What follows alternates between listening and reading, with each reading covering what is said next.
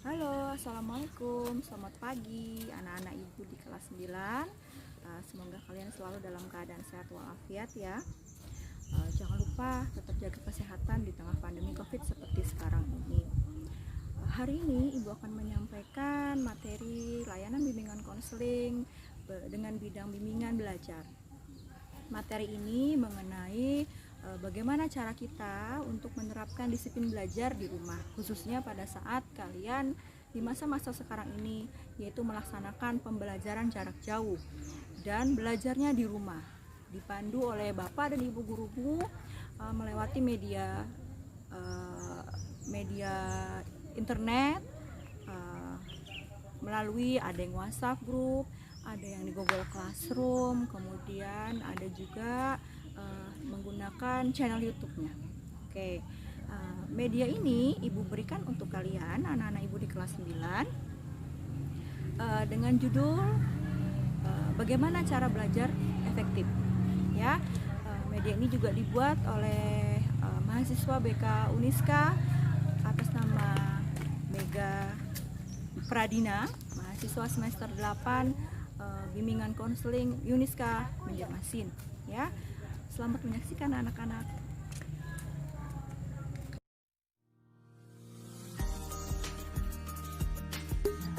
Kita mulai pembelajaran berikut ini. Hai, halo anak-anak ibu sekalian. Materi ini dibuat oleh kakak kalian, mahasiswa BK dari Uniska yang bernama Mega Pradina. Mari kita mulai pembelajaran hari ini. Dalam video ini mempersembahkan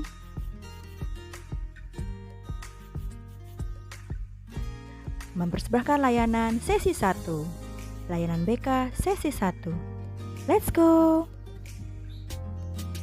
MKDB Project. Apa ya MKDB Project?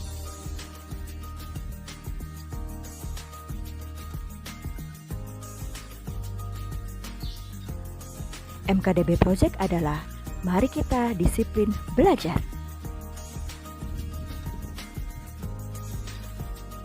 Menurut kalian, disiplin belajar itu penting tidak sih? Ayo anak-anak, penting nggak? Pasti penting dong ya, karena disiplin adalah salah satu kunci utama untuk sukses. Siapa yang mau jadi anak sukses? Sudah pada tahu belum tentang disiplin? Sudah pada tahu tentang disiplin belajar? Ayo, ingat-ingat apa ya artinya? Kalau belum tahu, mari kita lanjutkan di sesi kedua. Let's go!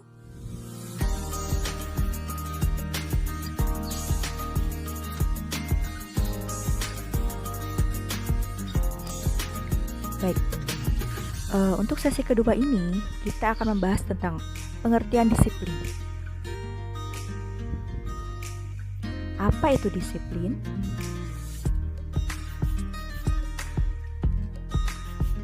Disiplin adalah kepatuhan dan ketaatan yang muncul karena adanya kesadaran dan dorongan dari dalam diri orang tersebut. Disiplin berfungsi untuk menciptakan kondisi yang tertib dan teratur.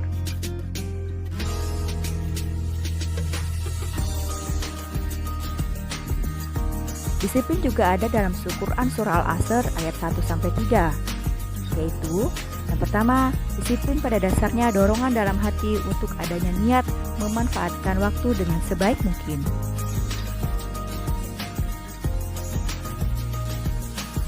Ayat yang kedua, nilai kedisiplinan dapat membantu seseorang mempunyai planning untuk masa depan sehingga memiliki arah tujuan yang jelas dan juga terarah.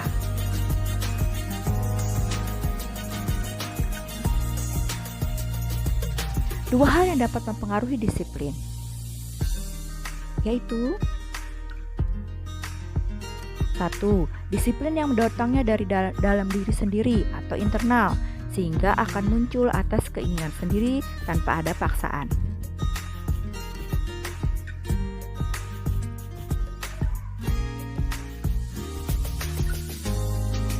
Yang kedua, dorongan dari luar yaitu berupa larangan, pengawasan, pujian, ancaman, serta hukuman.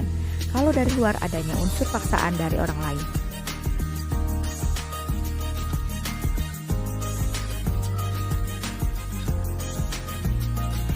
Empat faktor dominan yang bisa mempengaruhi dan membentuk disiplin.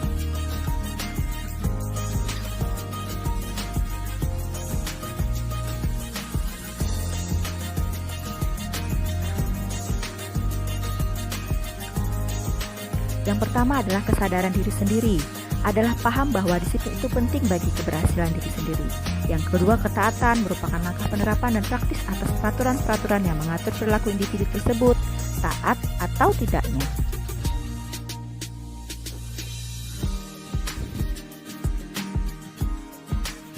Yang ketiga, alat pendidikan juga mempengaruhi, mengubah, dan membentuk perilaku siswa. Yang keempat, hukuman. Hukuman ini bisa menyadarkan seseorang di saat ada salah sehingga kembali perilaku yang sesuai aturan.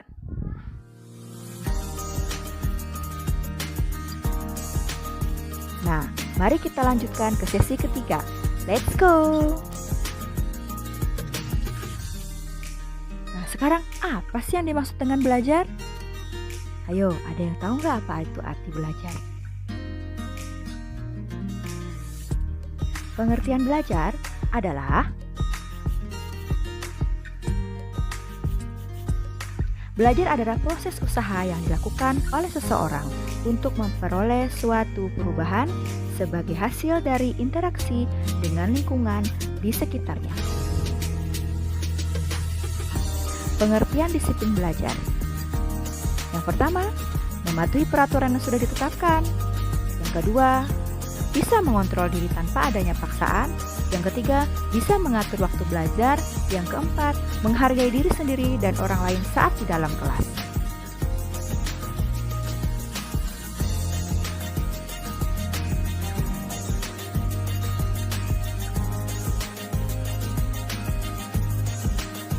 Nah, disiplin belajar itu pasti membutuhkan motivasi belajar tentunya, iya kan? Sekarang pengertian motivasi. Motivasi yang berasal dari kata motif dan berarti alasan untuk melakukan sesuatu atau sebuah kekuatan yang menyebabkan seseorang bergerak melakukan suatu kegiatan dengan tujuan tertentu.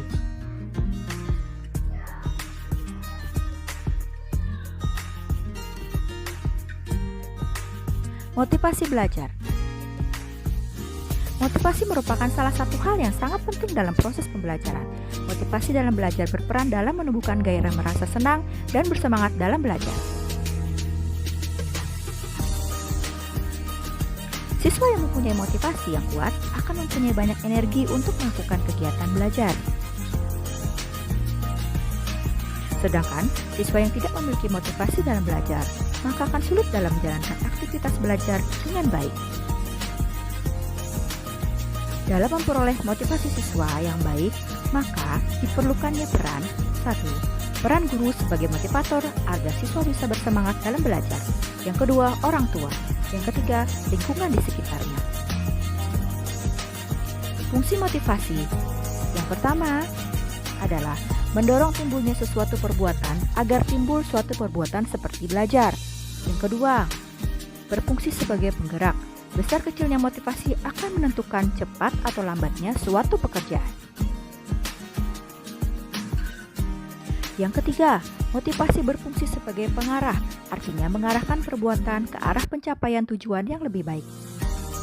Oke, lanjut kita ke sesi 4. Let's go!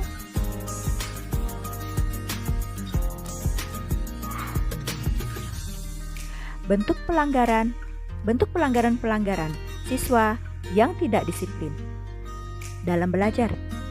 Ayo, apakah kamu salah satunya? Semoga tidak ya.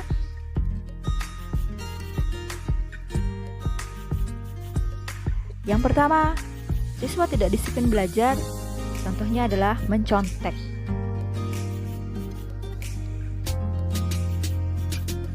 Yang kedua, tidak memperhatikan pelajaran di kelas.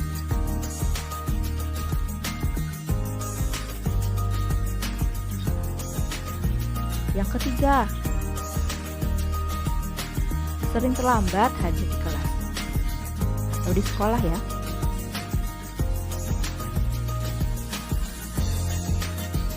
Dampak tidak disiplin belajar adalah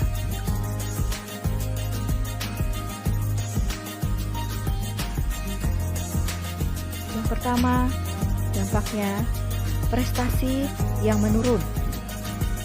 Yang kedua, berkurangnya konsentrasi dalam belajar.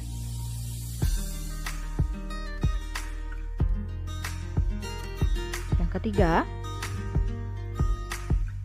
tidak dapat mengatur jadwal belajar dengan baik.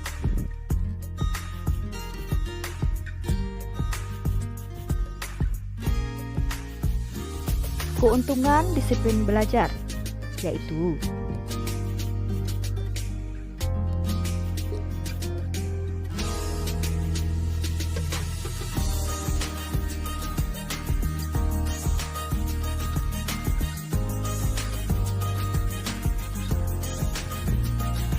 yang pertama, dapat mengatur waktu dengan baik.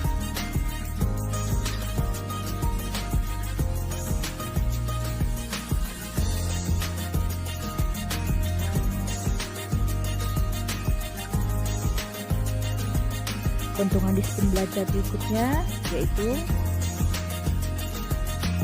prestasi meningkat.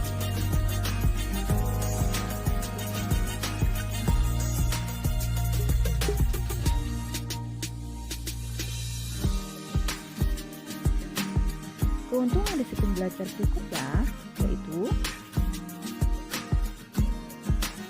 bisa menentukan mana yang baik atau buruk.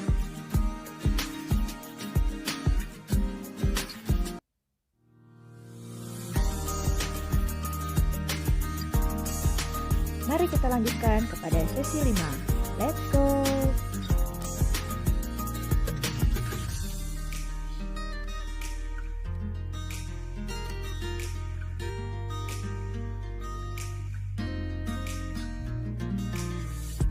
Di sesi 5 ini, contoh tokoh-tokoh yang sukses dengan menerapkan disiplin dalam belajarnya. Yuk kita simak siapa aja sih tokoh-tokohnya.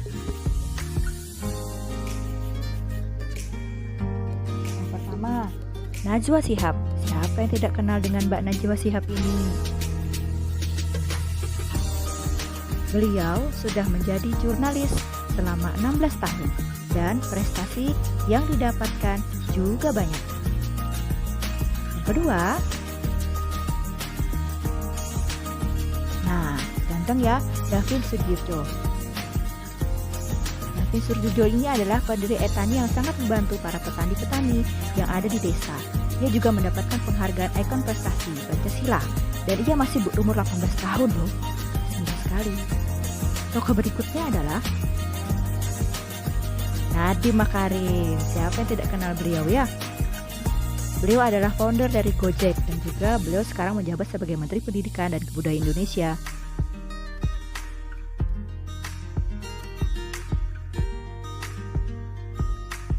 Tokoh berikutnya yaitu William Tanuwijaya. William Tanuwijaya ini merupakan seorang pendiri platform jual beli online, yaitu Tokopedia. Ayo, siapa yang biasanya beli online nih?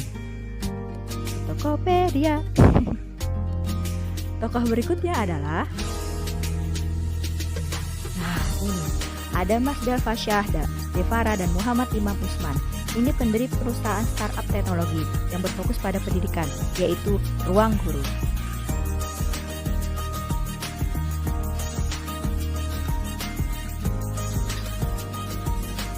Bagaimana cara meningkatkan disiplin belajar? Nah, mari kita simak. Yuk.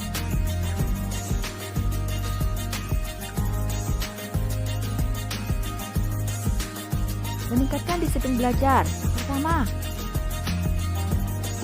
mengikuti kegiatan pembelajaran dengan tertib. Yang kedua, mencurahkan secara penuh perhatian terhadap pelajaran. Yang ketiga, membaca buku secara tekun. Yang keempat, mencatat bahan bacaan secara rapi. Yang kelima, mengelola waktu belajar secara teratur. Yang keenam, melaksanakan semua tugas yang diberikan oleh guru. Oke, baik. Sekarang sudah cukup ya materi yang Ibu sampaikan untuk hari ini. Terima kasih kepada anak-anak Ibu kelas 9 yang sudah mengikuti pembelajaran layanan bimbingan konseling dengan tema bimbingan belajar, yaitu bagaimana cara kita untuk disiplin dalam belajar. Oke, see you next time, Nak. Terima kasih untuk Mbak Mega yang sudah membuatkan. Nah, bagaimana? Sudah mengerti? Sudah mengikuti isi dari video tersebut? Bagaimana cara kita dalam belajar disiplin di rumah? Kemudian bagaimana penerapannya? Bagaimana nanti yang akan kita dapatkan atau hasil yang akan kita dapatkan apabila kita melaksanakan disiplin belajar khususnya di rumah untuk saat ini, ya. Jadi yang pertama, prestasimu akan semakin meningkat. Yang kedua, sebagai motivasi. Jadi kamu harus punya motivasi untuk bagaimana caranya biar tidak malas. Bagaimana caranya? Oh, saya harus semangat nih dengan materi-materi pelajaran yang berikutnya. Karena kan beda kan ya antara di kelas dan di dunia online atau di rumah dan belajar dengan tatap muka langsung ataupun dengan hanya menggunakan media elektronik seperti handphone dan laptopmu. Nah itu, lakukan. Nah, insya Allah apa yang kamu dapatkan dari materi tentang bagaimana sih cara belajar efektif itu memudahkan kamu dalam melaksanakan pembelajaran jarak jauh di rumah. Ya, sekian dari Ibu. Berjumpa lagi di pertemuan berikutnya. Salah hilaf mohon maaf. Tetap sukses, tetap jaga kesehatan, tetap semangat dalam belajarnya. Wassalamualaikum warahmatullahi wabarakatuh.